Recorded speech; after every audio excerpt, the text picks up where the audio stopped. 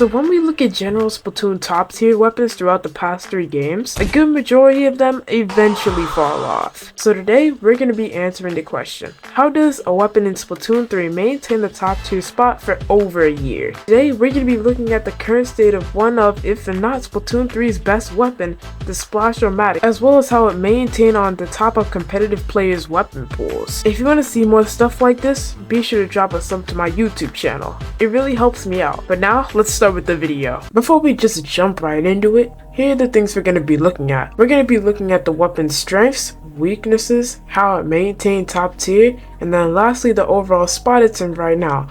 I'll also share my opinion on the weapon. So now let's talk about the strengths. You should most likely know this by now if you've clicked on this video. The Splash is an automatic short-range shooter that does 28 damage per shot. It has really high DPS, making it kill really fast, and the kit completes the weapon pretty well. Burst Bomb and Crab Tank. You don't need to run any intensified action up either. It has perfect accuracy, even while jumping. Unless you want to get like a good squid surge, that's kind of bull though. Now let's talk about the kit a little bit more. Burst Bomb is really helpful. It can quickly finish off kills because of the combo the main and sub have together. It can also be used to move around really well. And the Crab Tank can help the weapon have a longer approach, keeping up with things such as charges and splat links. So that's all the strengths. I'd say they're pretty good balance wise. So now let's look at some of the weapon's weaknesses, and there's really not a lot. The only things really to say are it has slightly less range than some other short range shooters, and it's a forward shot. But that forward shot isn't a big deal because of the fast DPS of the weapon. So you can clearly see this thing doesn't have a lot of downsides, which is also one of the other reasons why this thing is so good. So yeah, all this sounds very normal. So what made this weapon maintain the top spot?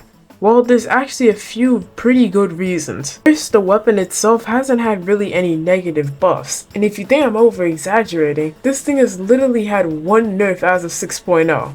It's not even worth talking about as it's just that ineffective to this weapon's greatness. One other thing I want to say is nothing else really competes. And yeah, you've got something like the Stamper or the Splatter Shot, but most weapons in this game are just a little weaker than it or straight up outclassed in a lot of numerous ways I'm not going to go over in this video. One other reason why it's still on top is because the weapon can pretty much work in any team comp.